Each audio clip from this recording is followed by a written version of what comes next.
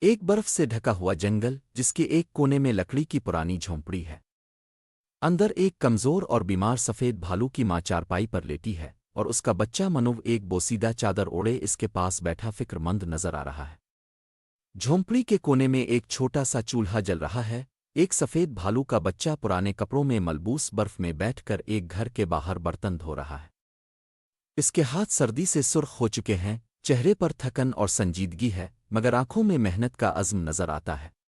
ایک غریب سفید بھالو کا بچہ ایک تھیلی میں پیسٹری لے کر جا رہا ہے، جب دو امیر بھالو کے بچے ایک کالا اور ایک براؤن رنگ برنگے کپڑوں میں اس کا مذاق اڑا رہے ہیں۔ ان کے ہاتھ میں موبائل کیمرہ ہے اور وہ ہنستے ہوئے تصویریں کھینچ رہے ہیں۔ منوف کی آنکھوں میں آنسو ہیں۔ برف سے ڈھکے جنگل میں ایک اسکول کی عمارت میں آگ لگی ہے، دھواں آسمان کی طرف جا رہا ہے۔ سفید بھالو کا بچہ منوف بغیر کسی ڈر کے اندر داخل ہو رہا ہے تاکہ بچوں کو بچا سکے۔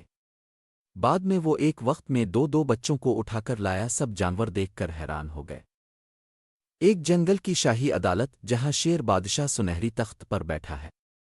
سامنے سفید بھالو کا بچہ منوف کھڑا ہے جسے ہیرو کے طور پر اعزاز دیا جا رہا ہے۔ آس پاس دوسرے جانور تالیاں بجا رہے ہیں۔ امیر بچے کالا اور براؤن بھالو شرمندہ کھڑے ہیں۔ ایک خوبصورت نیا اسکول برف سے ڈھکے درختوں کے بیچ میں بنا ہوا ہے۔ سفید بھالو اب بڑا ہو چکا ہے اور ایک انجینئر کی وردی میں فیتا کاٹ رہا ہے۔ اسکول کے باہر بینر لگا ہے، سب کے لیے تعلیم، منوف کا خواب۔ آس پاس خوش جانور بچے تالیاں بجا رہے ہیں۔